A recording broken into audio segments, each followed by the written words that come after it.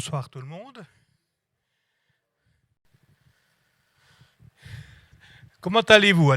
Est-ce que vous allez bien? J'ai une bonne nouvelle pour vous. Avant de commencer mon message, j'ai reçu une parole pour vous. C'était le vendredi 29 octobre. Le vendredi, normalement, je bosse pour moi-même, pour mon entreprise. Comme ça, vous pourrez comprendre pourquoi je peux quitter mon bureau comme ça, quoi. Donc, ce matin, là, vers 7h30, je descends dans mon bureau en bas, je m'installe. D'habitude, j'éteins toute la lumière dans la maison, je suis seul. Mini, moi, il est déjà à l'école. Voilà. Puis, j'ai oublié mon oreillette dans le bureau du haut, parce que j'ai 2 bureaux chez moi. Un en bas, un en haut, un où je travaille debout, puis l'autre assis. Je sais, il y a des bureaux qui montent, qui descendent. Moi, c'était plus simple de dépliquer les ordinateurs. Voilà. Donc, je monte, chercher mon oreillette. Puis en montant, je vois au salon de la lumière orange contre le mur. Je dis, j'ai oublié d'éteindre une lumière. Comme tout est domotisé, je me suis dit, il y a un de ces machins qui n'a pas fonctionné. Puis je vais au salon. Et il y avait un magnifique crépuscule, un ciel orange. Première photo, s'il vous plaît. Mais beau, hein? Une aube, excuse-moi François. Le crépuscule, c'est le soir. Très magnifique, quoi. C'était vraiment joli. Puis au même moment, il y a une parole qui me dit, j'entends, va dehors. Bon, d'accord, Seigneur. Ouais, finalement, une petite balade avant de travailler, ça peut faire que du bien. Hein. Puis, ce sera l'occasion de prier un moment. Je m'habille, je sors, je commence à marcher dans la rue, puis je commence à prier, parce que j'aime bien intercéder. T'as la voix qui me fait, tais-toi, arrête ta litinuanie, écoute-moi. Bon, d'accord, Seigneur. Et va en direction du terrain de faute. Bon, j'étais pas dans le bon sens. Je me suis dit, je vais aller jusqu'au bout de la rue, revenir par l'autre, pas direction le terrain de faute, quoi. Puis je marche, puis là, c'est silence radio. Je suis tout seul, je dis, oui, c'est beau, hein, cette aube, c'est magnifique, hein, ces couleurs, ce ciel, c'est splendide, quoi. Et j'arrive vers le terrain de faute, et puis là, la lumière, elle a changé, ce qui est normal parce que l'aube, elle dure un petit moment. Deuxième photo, s'il vous plaît. Alors, ça en jette tout de suite moins que celle d'avant. C'est plus clair, il y a plus de lumière, il y a du brouillard qui traîne, il y a des nuages, les couleurs s'attirent plus dans le jaune, on va contre le blanc parce que la Terre tourne, donc le soleil monte dans le ciel. Pour ceux qui ne savaient pas que la Terre tournait autour du soleil puis croyaient que le soleil tournait autour de la Terre, sait-on jamais. Comme ça, on enlève tout quiproquo. Puis là, j'arrive, je dis, ouais Seigneur, bon, et puis là, il me parle. Il me dit, ce que tu as vu en sortant, c'est le premier amour qu'ont les gens pour moi. C'est magnifique, c'est beau. Puis après, ils arrivent à ça dans leur vie, puis il semble que leur premier amour, c'est étiolé. Ça en pète moins, ça en jette moins. Mais le soleil, c'est moi. Ma lumière, elle est toujours autant pareille, elle n'a pas changé. Et j'éclaire plus ta vie, qui est dit, et je mets en lumière les nuages qu'il y a dans ta vie et je vais les enlever. Effectivement, à midi, il n'y avait plus un nuage. Le soleil a dissipé les nuages. Voilà. Le titre de mon message, c'est « Dieu t'aime tellement qu'il en est mort pour toi ». Je vous propose d'aller voir dans Genèse. Il y aura beaucoup de versets ce soir. Genèse 1, à partir du verset 26.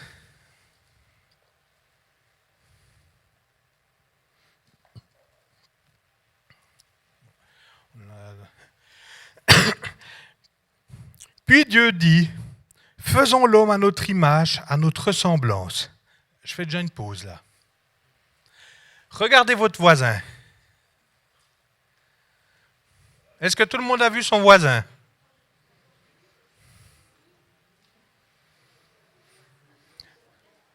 Vous savez ce que vous avez vu? L'image de Dieu. Vous avez vu l'image de Dieu. La prochaine fois que tu es en colère contre ton prochain, comme le Cédric quand il est sur l'autoroute, dis-toi qu'il a l'image de Dieu. Ah, ça calme tout de suite. Hein? Ça, on continue la lecture.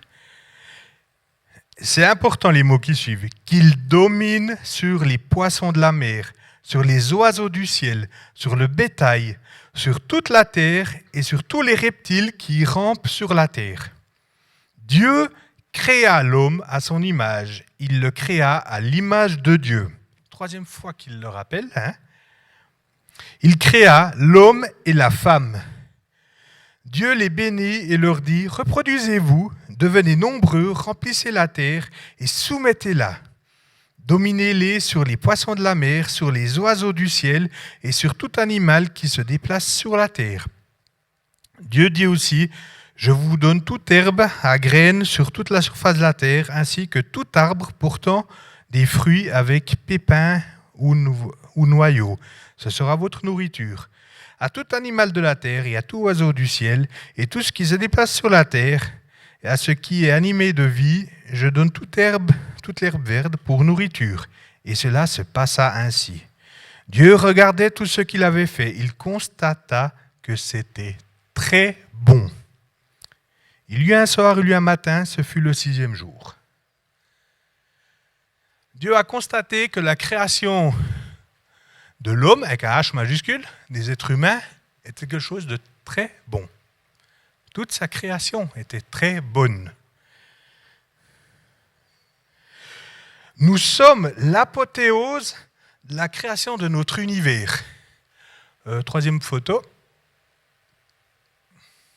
Est-ce qu'on peut juste assombrir 10 secondes? Est-ce que quelqu'un connaît cette photo?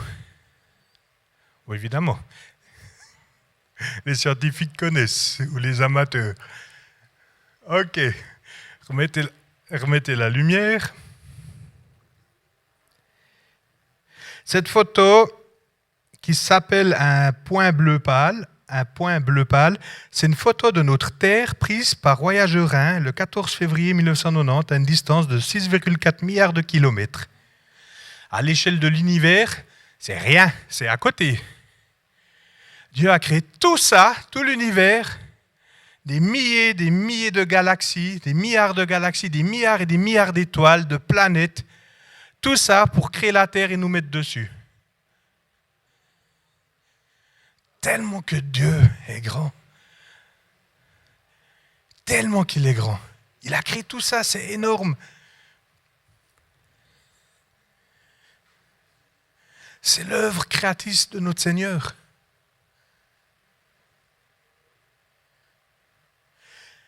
Tu peux dire à ton voisin, Dieu a créé tout ça pour que tu puisses vivre.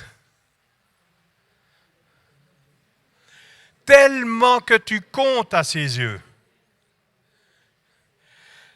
Il a pris le temps, c'est énorme. On pourra jamais, humainement, on ne pourra jamais visiter tout ce qu'il a créé.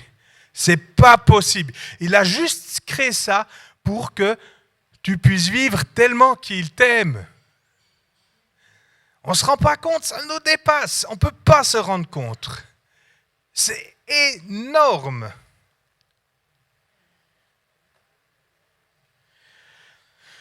Aujourd'hui, parce qu'il faut un peu dénoncer ça de temps en temps, il y a des mouvements antiseptiques qui disent que nous sommes l'égal de l'animal, qu'on a tous les mêmes droits. C'est démoniaque cette pensée.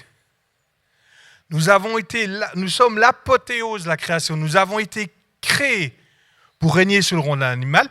Certes, il n'est pas normal de faire souffrir des animaux pour le plaisir. C'est juste pas normal. Et les animaux souffrent du péché de l'homme, mais ça je viendrai plus tard. La création en souffre, mais nous ne sommes pas l'égal, nous ne sommes pas un mammifère comme un dauphin, comme le kleps de ma frangine ou mon chat, voilà quoi. On n'est pas égal, nous sommes supérieurs. J'ai aussi lu que certains mouvements écologistes trouvaient que si l'homme disparaissait de la Terre, ce serait pas mal. Vous savez quoi? L'univers sans être humain, il n'a aucune raison d'exister. Alors, je suis tout à fait d'accord, on a foutu en l'air notre planète. On est des pollueurs, on a un problème avec ça, il faut le reconnaître. Mais, voilà, c'est le péché. Je ne dis pas qu'il faut continuer de polluer, que, ouais, de toute façon, non, on peut faire attention, faites attention, il y a des gestes simples qui peuvent déjà aider, mais ce n'est pas le but de ce message. Il y a assez de personnes spécialisées là-dedans. Et puis est arrivée la catastrophe. L'apothéose, la création. L'homme, l'être humain, n'a pas pu résister à ce tout petit diable, à ce tout petit ange qui s'était rebellé. Il n'a pas su résister. Le péché est entré. Ah, jetez pas la pierre à Adam et à Ève, hein. Nous sommes tous pareils, hein. On ne peut pas dire, ouais, Ève, hein, si tu n'avais pas péché. Un jour, ma maman m'a raconté une histoire qui est certainement fictive, mais qui m'est restée. Parce que quand on était petit, on disait toujours, mais Adam et Ève, s'ils n'avaient pas péché, elle serait belle la vie, hein. Et il y avait une fois un royaume lointain où il y avait un couple de vieux fermiers qui râlaient. Ah, si Adam n'avait pas péché, la terre ne serait pas dure à cultiver.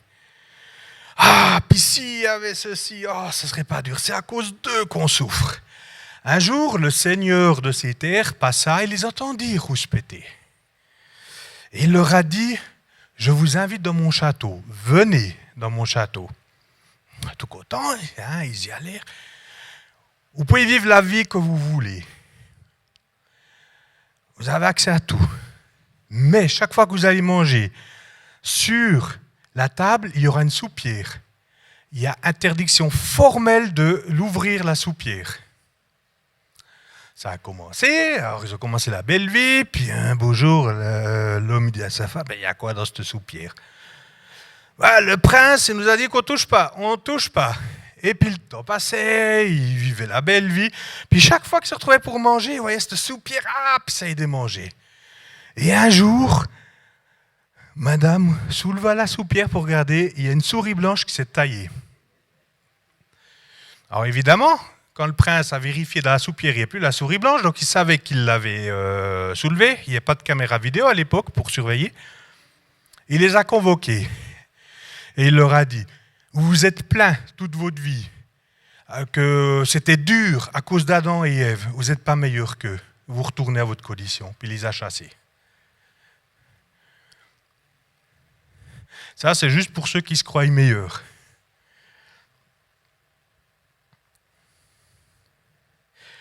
Le péché a été une déception pour Dieu, pour toute la création, pour les anges.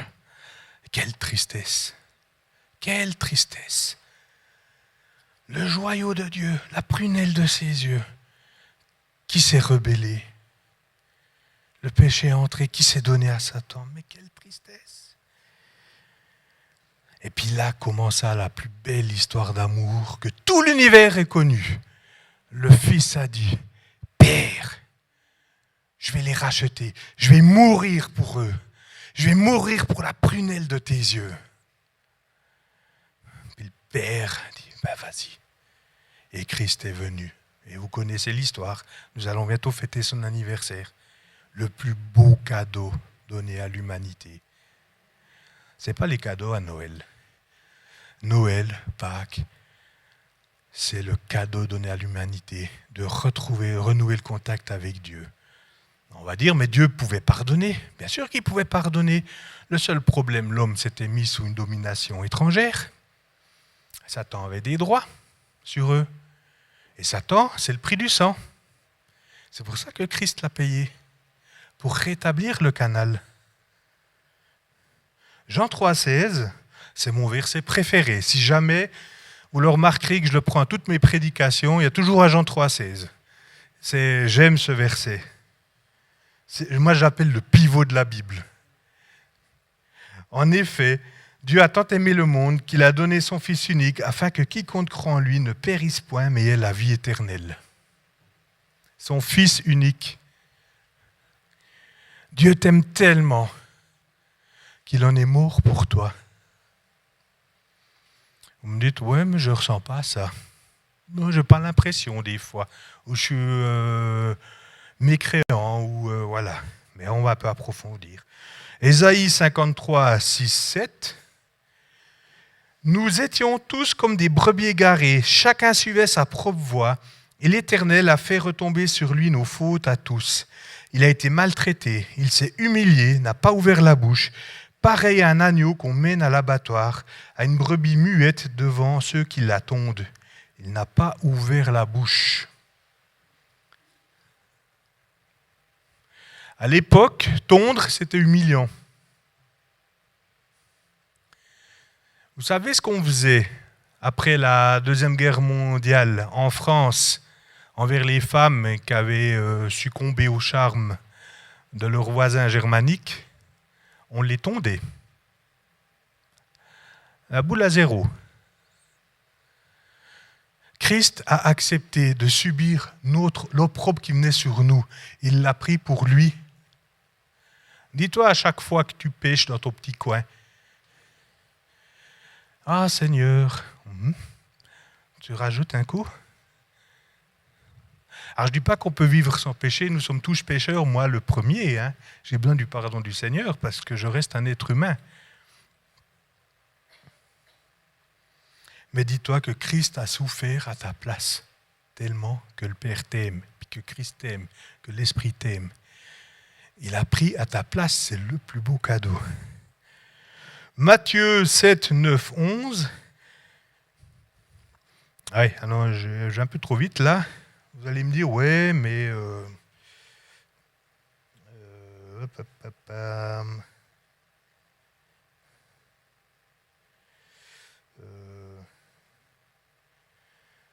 est-ce que j'ai sauté un bout? Oh, je le dis, puis ça revient. Certains, on a souvent aujourd'hui une vision faussée du Père. On approche de Noël, puis vous savez ce qu'il y a à Noël, à part Christ, dans le Père Noël. Et nous aurions tendance à voir le Père comme le Père Noël. Vous savez ce qu'il fait dans la légende, le Père Noël? Il a un grand livre, et puis pour chaque enfant, il y a marqué s'il a fait des bonnes actions ou des mauvaises actions. Chez les Hollandais, il va recevoir un charbon s'il a fait des mauvaises actions, puis un cadeau s'il a fait des bonnes actions. Et nous avons tendance à voir notre Père Céleste comme ça, qui distribue des récompenses et puis des punitions, qui fouette chaque. Cédric, nanana. Oh, il n'a pas voulu débarrasser de la vaisselle. Ouais, il a tondu la pelouse de ses parents, ça compense. Non, c'est une abomination, ça. C'est pas la vision du Père. Qui est papa dans la salle?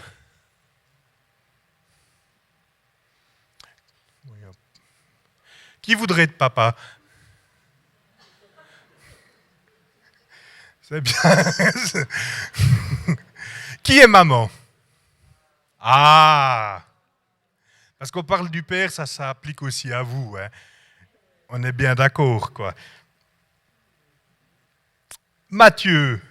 Dans Matthieu, Jésus dit, Matthieu 7, 9, 11, « Qui parmi vous donnera une pierre à son fils s'il lui demande du pain? Ou s'il demande un poisson, lui donnera-t-il un serpent?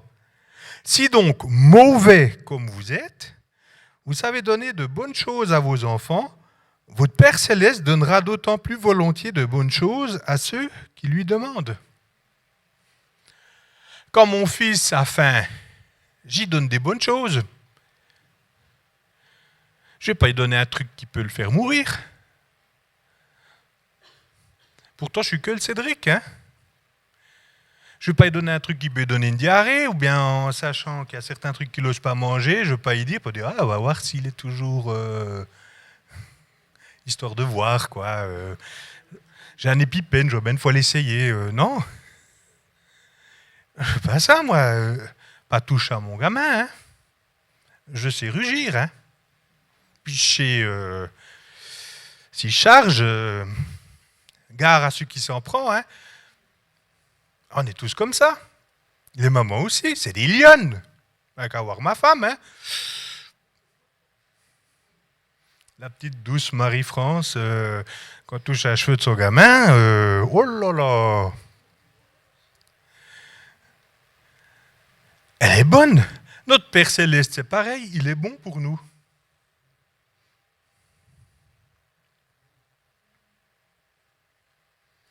Par contre, quand tu te rebelles contre lui, tu coupes le canal.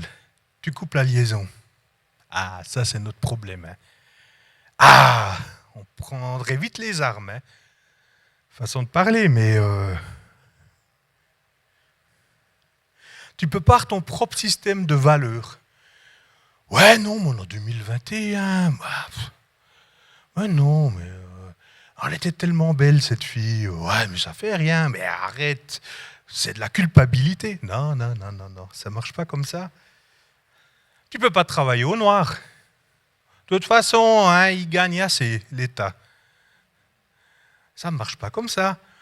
Tu peux pas déclarer moins que ce que tu gagnes.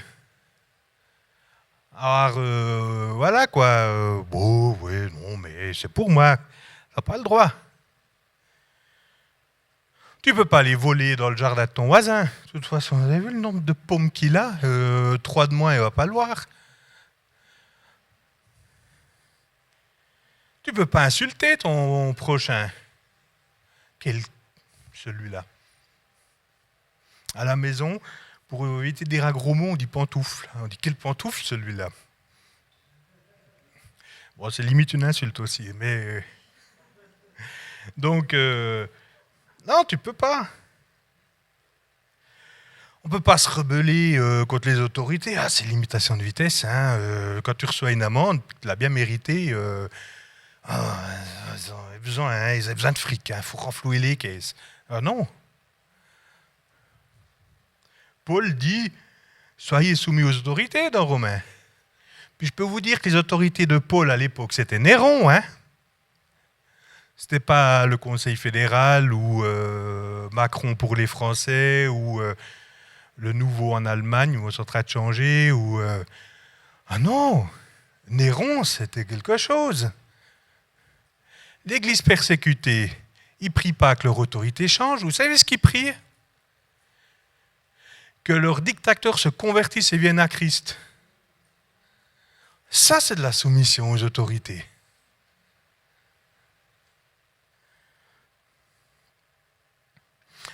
Jésus dit dans Matthieu 6, 24, « Personne ne peut servir deux maîtres, car ou il détestera le premier et aimera le second, ou il s'attachera au premier et méprisera le second. Vous ne pouvez pas servir Dieu et l'argent, ou mammon dans certaines traductions. Tu as un maître, pas deux. » Romains 5, 20, « L'intervention de la loi a entraîné la multiplication des fautes, mais là où le péché s'est multiplié, vous connaissez la suite ? La grâce a surabondé. Amen. Il y a un espoir. Si tu te repens, le canal se rouvre. Alors peut-être que tu n'es pas en froid avec Dieu, que va bien, heureusement, mais un jour va arriver où tu vas pécher. Donc viens au trône, viens demander pardon à Christ. Ne laisse pas le péché enfoui. Parce que tu donnes des droits à l'ennemi. David, dans Psaume 130, dans le chant des montées, « Du fond du gouffre, je fais appel à toi, Éternel. Seigneur, écoute-moi, que tes oreilles soient attentives à mes supplications. Si tu tenais compte de nos fautes, Éternel, Seigneur, qui pourrait subsister ? Mais le pardon se trouve auprès de toi, afin qu'on te craigne. J'espère en toi, Éternel, de toute mon âme, et je m'attends à sa promesse. Je compte sur le Seigneur plus que les gardes n'attendent le matin. Oui, plus que les gardes n'attendent le matin. Israël, mets ton espoir en l'Éternel, car auprès de l'Éternel qui se trouve la bonté. C'est auprès de lui que l'on trouve une généreuse libération. C'est lui qui rachètera Israël de toutes ses fautes. On pourrait dire Suisse ou bien Europe. Mets ton espoir en l'Éternel. On peut remplacer Israël par nos nations. Et il avait prophétisé que Christ allait racheter les fautes du peuple. David nous appelle à la repentance, là. C'est plein d'espoir. David, ce n'était pas un tendre, hein? C'est un guerrier. Et il a aussi chuté. Avec la femme de Hur, Bathsheba, voilà. Ouais, il en a fait des choses. Zigouiller quelqu'un pour piquer sa femme.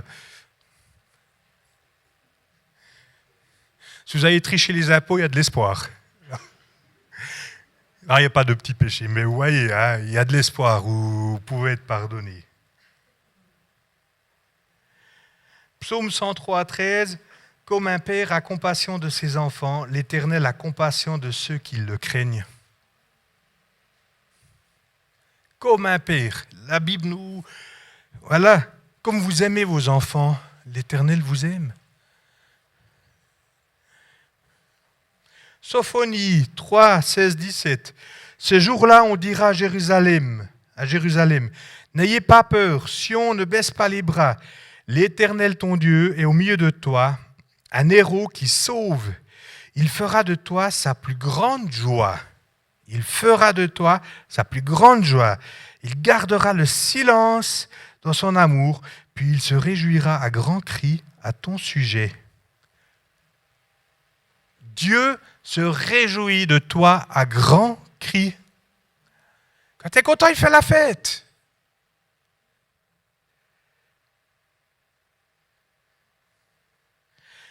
Notre Père céleste veut vivre une relation avec vous, avec toi, chacun, ceux qui nous écoutent. Il veut être là tous les jours, il veut être comme vous êtes avec vos enfants. Pour la petite histoire, vendredi soir, j'ai un peu décoré quand il y avait Gospeltine, j'ai un peu décoré à la maison, puis j'ai fait ce qu'on appelle la répétition générale du 24. C'est-à-dire que j'ai tout allumé.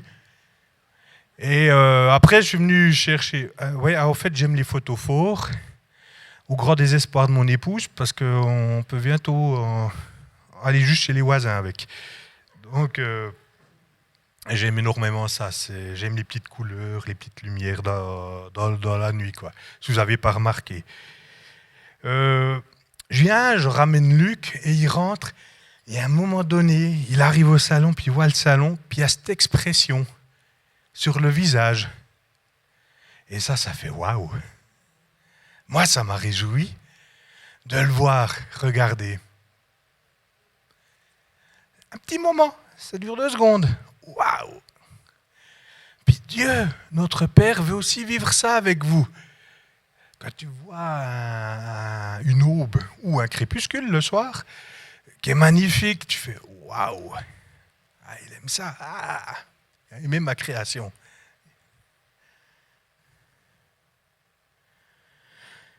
Dieu, le Père, veut partager vos satisfactions, vos défis, vos petites victoires. Yes, j'ai réussi.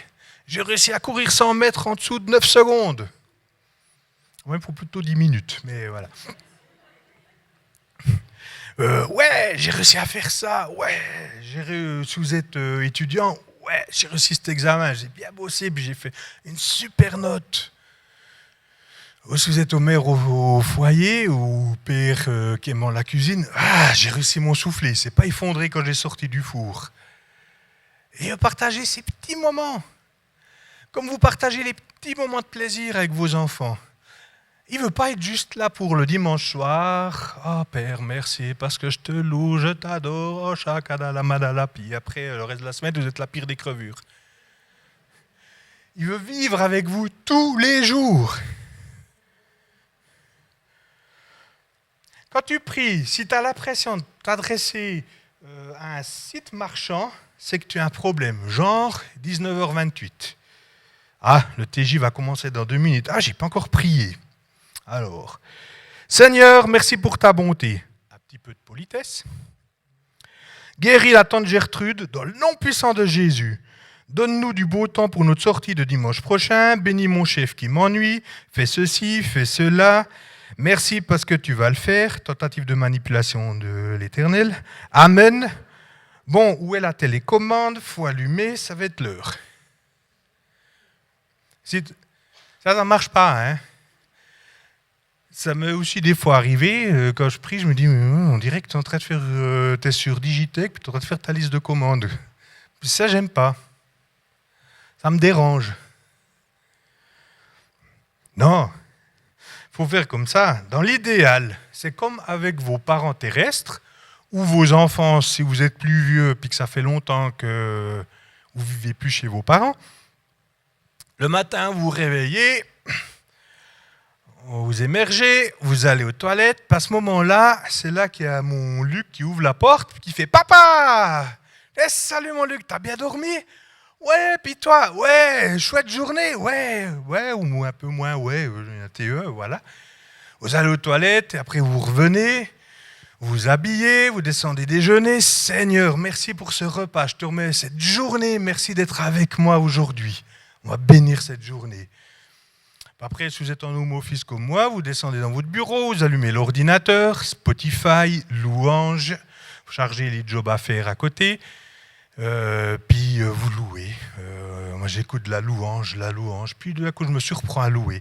Et là, vous êtes en communion avec l'Éternel. Puis quand vous avez un petit problème, j'en ai eu un ce matin. J'ai un client, il ne recevait plus d'email. J'ai transpiré ce matin. Et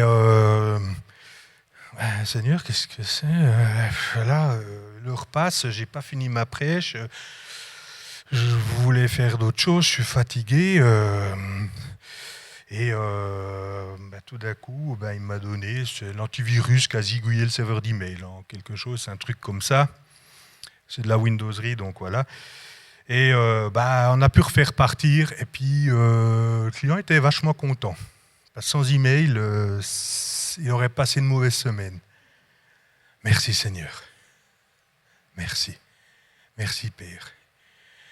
Et vous continuez votre journée, vous passez un temps en famille, vous prenez un repas, après vous allez vous promener, puis moi j'aime bien, ah ouais, t'as vu, c'est beau ça. Ah papa, c'est génial. Et voilà quoi, ainsi de suite. Puis le soir, quand vous allez au lit, vous dites merci Seigneur pour cette magnifique journée. Moi je dis toujours cette magnifique journée, même si elle n'a pas été... Il y a des journées meilleures que d'autres, mais je dis toujours magnifique journée. Ah, je te remets cette nuit, que toute la maison puisse bien dormir. Bonne nuit, amen. Ça c'est de la relation. À votre gamin, j'ai dit bonne nuit. Avant de dormir, je lui fais un bisou. On le met au lit, puis après, voilà quoi. Des fois, il a un temps de lecture, ça dépend à quelle heure c'est, des fois pas. C'est cette relation-là, simple. Puis là, quand vous êtes là, vous pouvez prier pour la tante Gertrude, puis dans le nom puissant de Jésus-Christ, qu'elle soit guérie. Ce n'est pas une commande, vous êtes en relation. Comme la Bible nous l'enseigne, quoi. Dans la Bible, il y a un verset qui dit « Priez sans cesse ». Malheureusement, j'ai oublié de noter la référence. Priez sans cesse. Quelqu'un le sait? 1 Thessaloniciens 5,16. Priez sans cesse. Soyez toujours en contact. C'est pas « Ah, Seigneur », puis être à genoux toute la journée. Non, c'est vous travaillez et hop. Si on est dans la même pièce, si on passe une journée ensemble, il y a des moments où on ne va peut-être pas échanger. C'est normal, on bosse. Puis tout d'un coup, ce serveur-là, je parle de ce que je connais, moi, tu l'avais redémarré ou bien tu as fait les mises à jour? Non? Ok, je m'en occupe. Ok, il n'y a pas de souci. Ouais, y a un tel qui a des problèmes avec sa messagerie. Ouais, ben, je vais l'appeler après. Vous discutez, vous échangez constamment, mais vous n'êtes pas toujours blablabla, blablabla, blablabla. Il y a des moments de silence.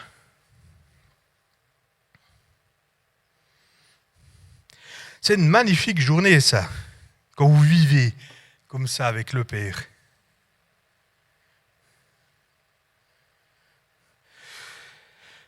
J'arrive au bout de mon message.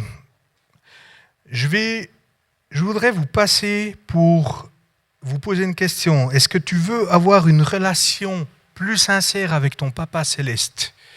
Ne répondez pas maintenant, vous répondrez pour vous. Hein. Puis pendant que vous réfléchissez à ceci, nous allons regarder la lettre d'amour du Père. Et pour les gens qui regardent ce podcast, vous le retrouverez dans la description le lien, parce que nous avons obtenu les droits que pour le live. Bon, on remercie le Top Chrétien, au passage. Ils font un super boulot, c'est génial, quoi. Alors, je vous remercie. Puis la technique, vous pouvez envoyer la lettre du Père.